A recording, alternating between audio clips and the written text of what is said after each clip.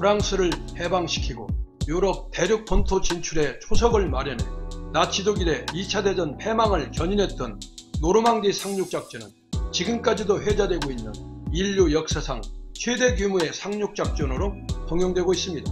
그런데 마치 노르망디 상륙작전을 흉내라도 내는 듯한 코로나19의 추계 유럽 총공세 작전에 유럽 국가들은 비상상황에 돌입해가고 있으며 프랑스 파리는 2차 대전 당시 나치 점령기와 1950년대 알제리 전쟁에 이어 세 번째이자 전쟁 중이 아닌 평시로는 70년 만에 처음으로 야간 통금을 실시하는 초유의 사태가 벌어지고 있습니다.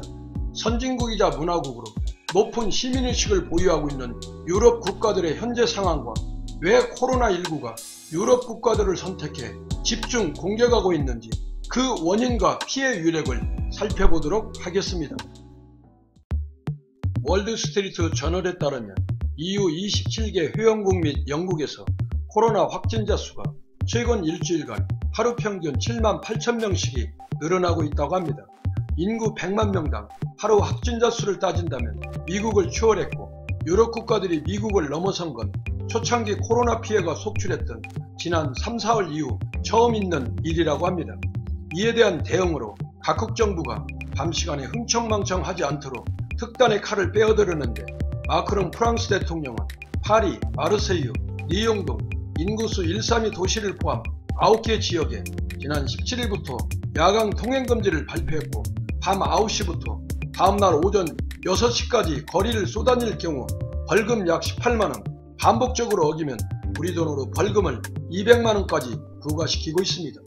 독일도 16개 모든 주에 술집 야간 영업을 금지하기로 합의했고 네덜란드는 10월 14일부터 한 달간 모든 식당과 술집을 폐쇄하고 이탈리아는 실내든 실외든 사적인 파티를 금지시키고 있으며 스페인은 마드리드와 근교에 대해 등교, 출근, 진료 등을 제외하고는 다른 지역으로 이동을 통제하는 등 지금까지는 상상도 할 수 없는 강력한 행정조치에 돌입하고 있습니다.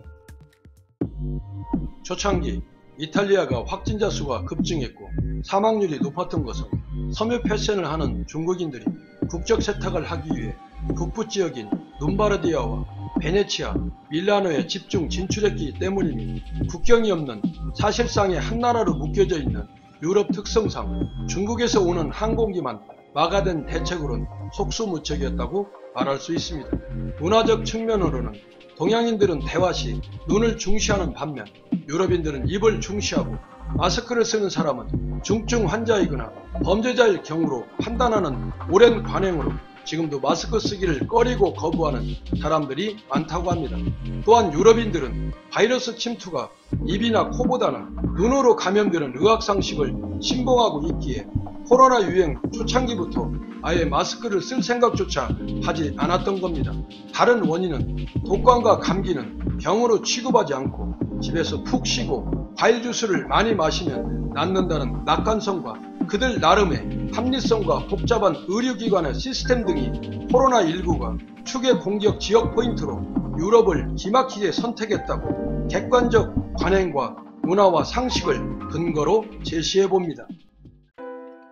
사스와 메르스를 겪으며 바이러스의 심각성을 인지한 아시아권 국가들은 국가 방역 통제 시스템에 순응하게 되었고 코로나19 방역의 모범국가로 한류와 함께 세계의 찬사를 받고 있는 우리나라는 미세먼지 때문에 마스크 착용이 일반화돼 그나마 난국을 헤쳐나가는데 면역력으로 작용하고 있다고 생각됩니다.